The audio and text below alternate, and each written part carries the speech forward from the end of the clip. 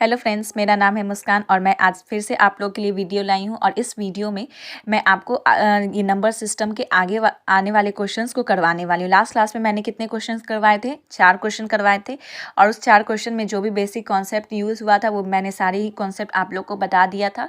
और आगे आज जो वीडियो है इसमें आप लोग को नेक्स्ट जितने भी क्वेश्चन हैं वो करवाने का कोशिश करूँगी।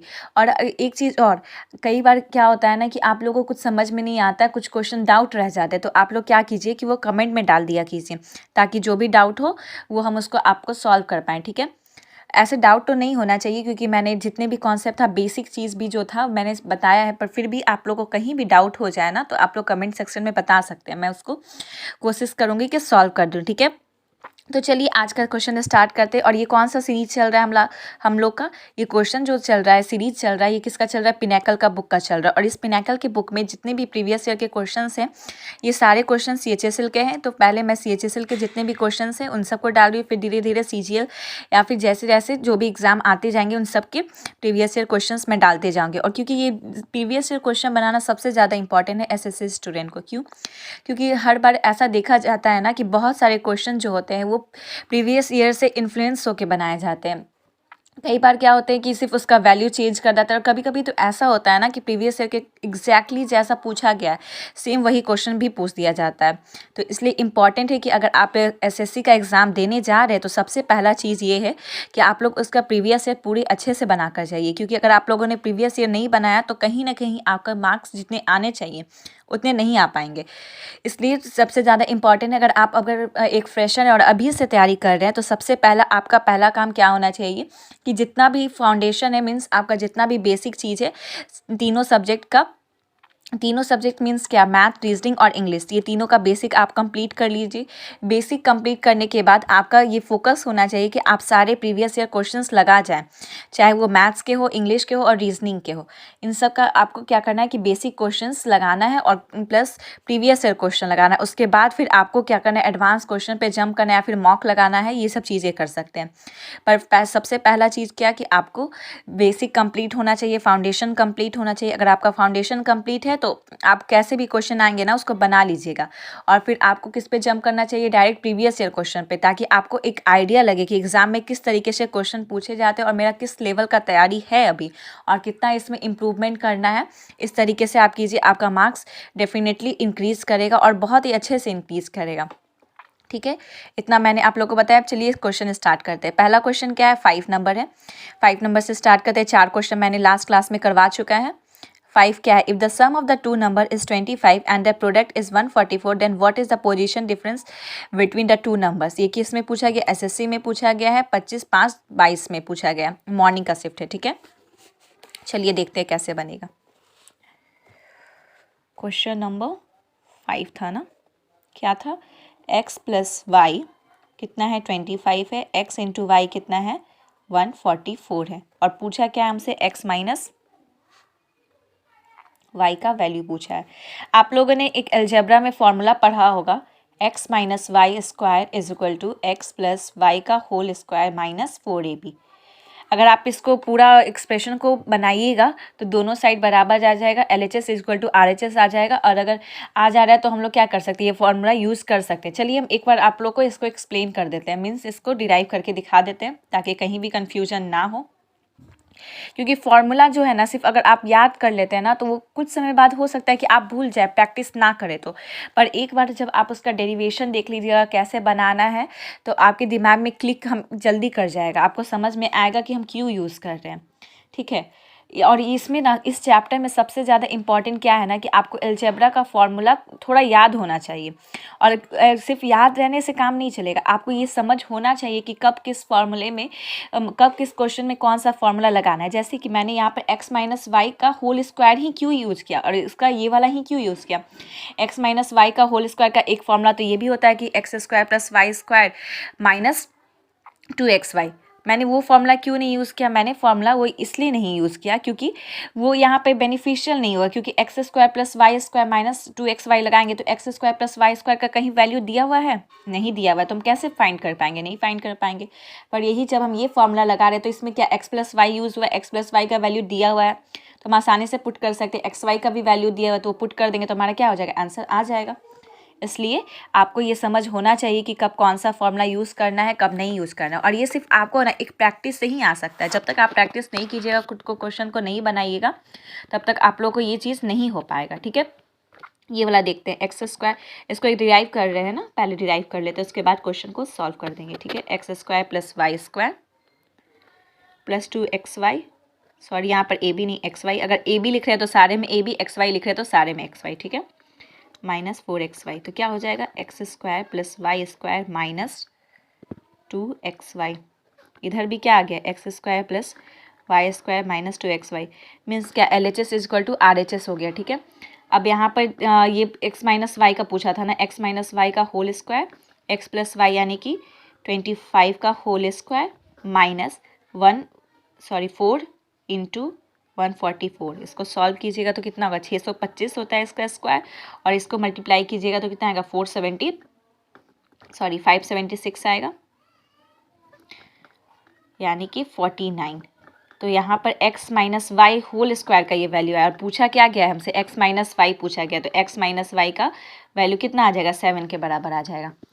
ये तो मैंने इतना सारा डिराइव किया इसलिए इतना टाइम टाइम स्पेंड हो गया। पर देखिए, आप अगर जैसे ही फॉर्मूला याद है, आप डायरेक्ट देखिए कि x माइनस वाई का वैल्यू पूछा है, आप वैल्यू पुट कीजिए, 1 सेकेंड बोल रहे हैं, सॉरी, मतलब 30 सेकेंड 35 सेकेंड काफ़ी है, आप इस क्वेश्चन को बना लीजिएगा। ऐसे ही क्वेश्चन एग्जाम में आते हैं और आपको ऐसे ही अप्रोचेस डेवलप करना पड़ेगा क्वेश्चंस को बनाने के लिए।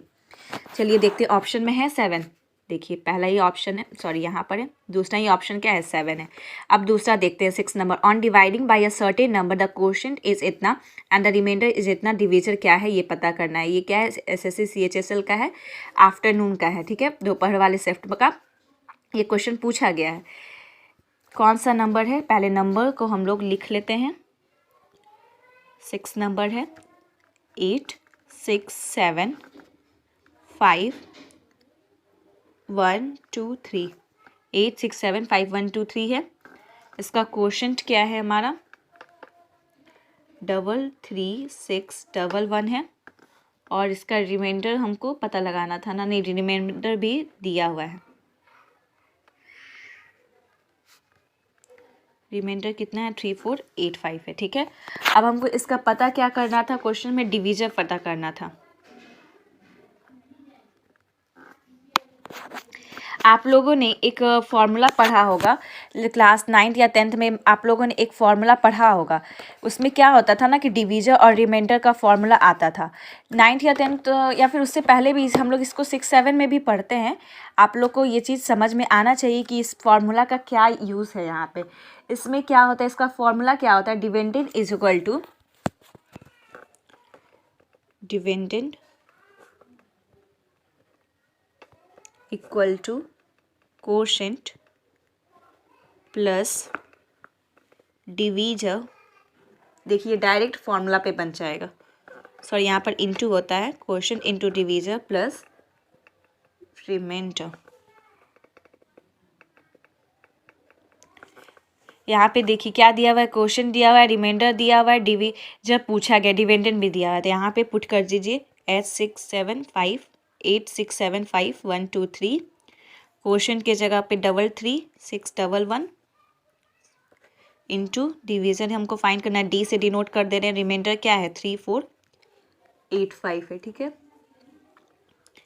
अगर आप इसको 1 2 3 प्लस वाले को इस साइड माइनस में लाइएगा, 3485 इक्वल टू 33611 इंटू डी, तो डिविडेंड क्या हो जाएगा, इसको माइनस कीजिएगा आप लोग तो आ जाएगा 8671,638।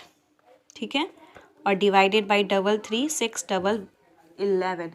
अगर आप इसको काटिएगा, आप लोग को काटने तो आता ही होगा, मैं इसको एक्सप्लेन नहीं करी क्योंकि फिर इस तरीके से अगर इतना बेसिक भी बताने लगे ना तो क्या हो जाएगा, वीडियो लंबा हो जाएगा। इसलिए आप लोग इसको काटिएगा तो इसका वैल्यू जो आएगा 258 आएगा। ठीक है, इतना तो आप लोग को आता ही होगा कि कैसे उसको काटते हैं और कौन से टेबल से काटते हैं उस सब। अगर आप लोग को उस पर भी वीडियो चाहिए ना कि कैसे जल्दी से काटें तो आप लोग कमेंट कीजिएगा, मैं उसका भी शॉर्ट ट्रिक आप लोग को बता दूंगी। ठीक है, क्वेश्चन नंबर अब 7 देखते हैं।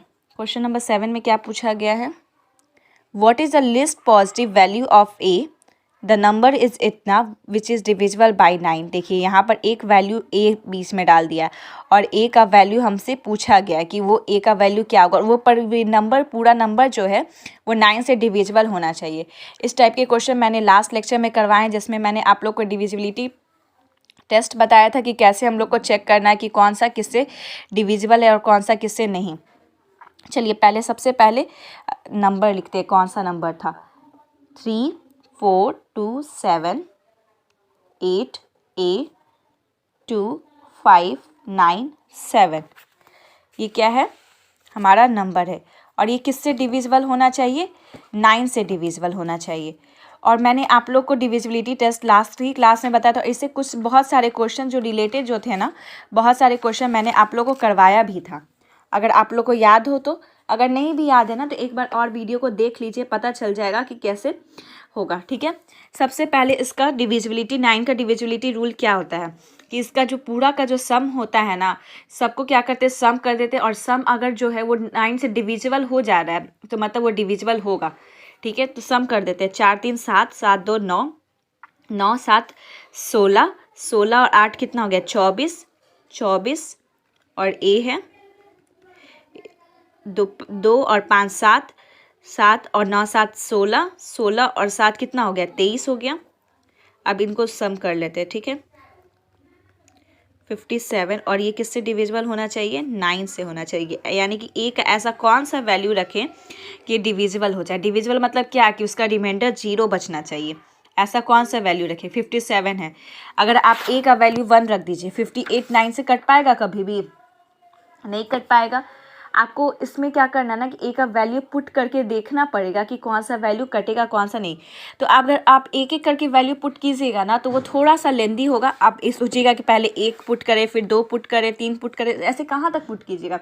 तो आप इसमें डायरेक्ट ऑप्शन चेक कर लीजिए कि ऑप्शन में क्या क्या वैल्यू दिया हुआ है, क्या क्या वैल्यू दिया हुआ है। 7 है, 2 है, 1 है, 8 है। 1 डाल रहे थे तो नहीं हो रहा था, 1 + 57 58 हो जा रहा था। 2 डालेंगे तो 57 और +2 59 हो जाएगा, 59 भी नहीं कट पाएगा।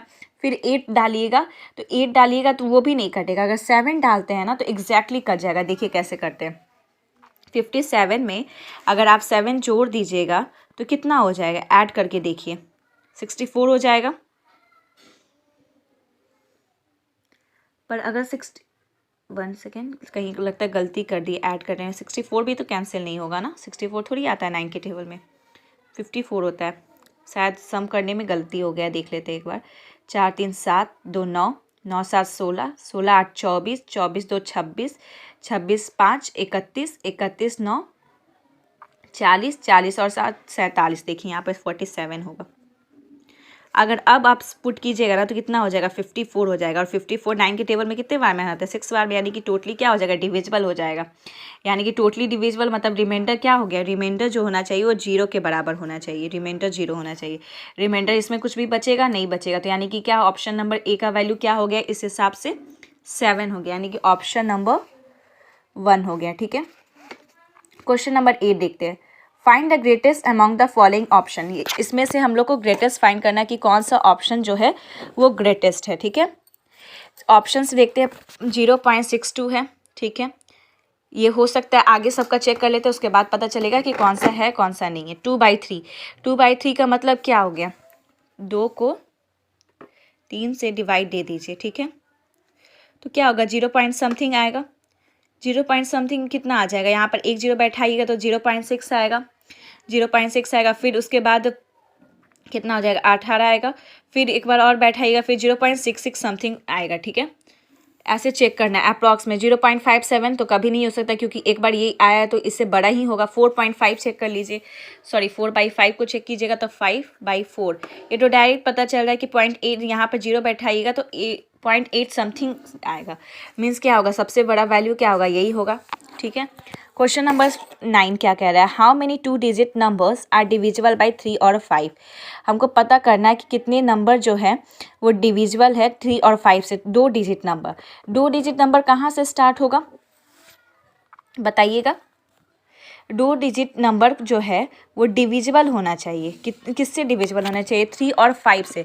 3 और 5 कहने का क्या मतलब है कि वो 3 से भी डिविजिबल होना चाहिए और 5 से भी डिविजिबल होना चाहिए।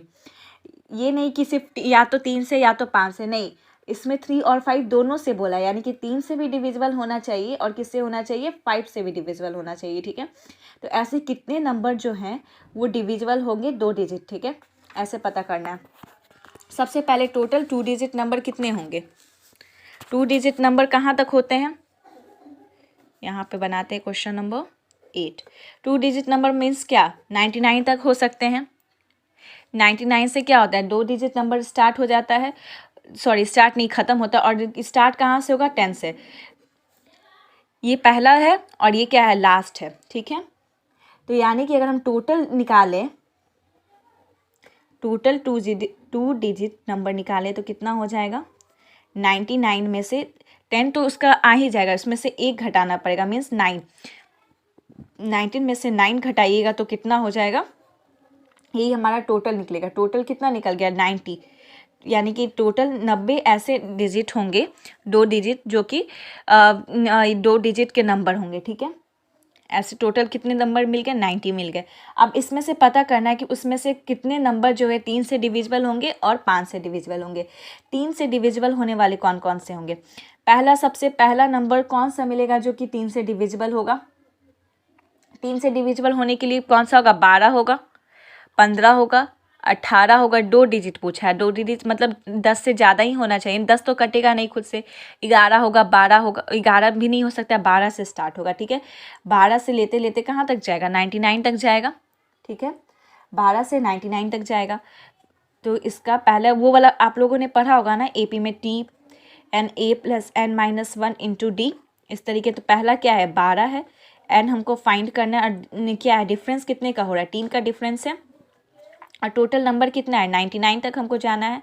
तो 99 12 + 3n-3, यानी कि 99, 9 + 3n, इसको उधर भेजिएगा 90, 3n, यानी कि n से, यानी कि कितना हो जाएगा, 3 हो गया। यहाँ पर n का वैल्यू कितना आ गया, 30 आया है। यानी कि इसमें 2 डिजिट वाले में 30 ऐसे नंबर होंगे जो किससे कटेंगे, 3 से कटेंगे। ठीक है। अब दूसरा चेक करते हैं 5 वाले का, दोनों का लेना है तो 5 वाले का चेक करते हैं। 5 वाला कहाँ से स्टार्ट होगा, 10 इंक्लूड कर सकते हैं, 10 तो कटेगा ही, 10 होगा, 15 होगा, ऐसे करते करते कहाँ तक होगा, 95 तक होगा टोटल। तो अब यहाँ पे भी वही फॉर्मूला लगा लेते हैं, T(n)(a + n-1 × d। ठीक है।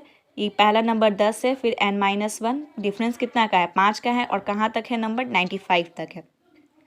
10 + 5n - 5 कितना हो जाएगा वैल्यू, 5 + 5n 90, 5n, यानी कि n का वैल्यू जो आएगा 18 आ जाएगा। यानी कि टोटल कितना हो गया, पहले वाले से 30 आया था और दूसरे वाले से कितना आया था, 18 आया था। पर इसमें ऐसा भी कोई नंबर काउंट कर चुके हैं हम लोग कि जो कि दोनों में ही हैं। जैसे कि इस वाले में तो किए जो 30 आ गया, इसमें भी किए तो 18 आ गया। पर कुछ ऐसे नंबर भी जो हैं कि जो 3 से भी डिविजिबल है और 5 से भी डिविजिबल है। जैसे कि 12 है, 12 के बाद क्या आएगा, 15, 15 किससे होगा, 3 से भी डिविजिबल होगा और 5 से भी डिविजिबल होगा, दोनों में कॉमन है। और हम लोग इसमें भी 15 ले लिया, यानी कि एक ही नंबर को क्या कर दिए, 2 बार काउंट कर दिए है। तो हम लोग को क्या करना है ना, कि 2 बार किसी चीज़ को काउंट कर दिए तो एक बार उसको हटाना पड़ेगा। तो इसलिए हम लोग क्या करेंगे कि 2 डिजिट जो कि दोनों ही नंबर से डिविजिबल है उसको माइनस करेंगे, और माइनस करने के बाद फिर उसके वैल्यू को प्लस कर देंगे। ठीक है। तो यहाँ पर बनाते हैं बोथ डिविजिबल बाय 3 और 5, वैसा नंबर चेक करते हैं जो दोनों ही से ही डिविजिबल है। ठीक है। वैसा नंबर कौन कौन सा होगा, कहाँ से स्टार्ट होगा, जो दोनों से डिविजिबल होगा, 15 से स्टार्ट हो रहा था। ठीक है। 15 से स्टार्ट हो रहा था और कहाँ तक जाएगा, लास्ट नंबर क्या है, 99 है, 95, 95 कटेगा, 3 से नहीं कटेगा, यानी कि लास्ट कौन सा होगा, 90 होगा, 90 होगा, यानी कि 90 15 n माइनस 1 और डिफरेंस कितना का जा रहा है 15 है, चेक कर लीजिए 15 है। उसके बाद अगला नंबर कौन सा जो है कि डिविजिबल होगा 3 और 5 दोनों से। 15 के बाद 18 नहीं ले सकते, क्यों नहीं ले सकते, क्योंकि वो तो 3 से हो जाएगा, पर वो क्या 5 से हो पाएगा, नहीं हो पाएगा। 21 भी नहीं ले सकते हैं, 24 भी नहीं ले सकते हैं, 27 भी नहीं। अगला नंबर जो आएगा वो डायरेक्टली कौन सा आएगा 30 आएगा, यानी कि 15 का डिफरेंस हो रहा है। 15 का डिफरेंस हो रहा है 15 प्लस 15 n माइनस 15, ये 15 गया,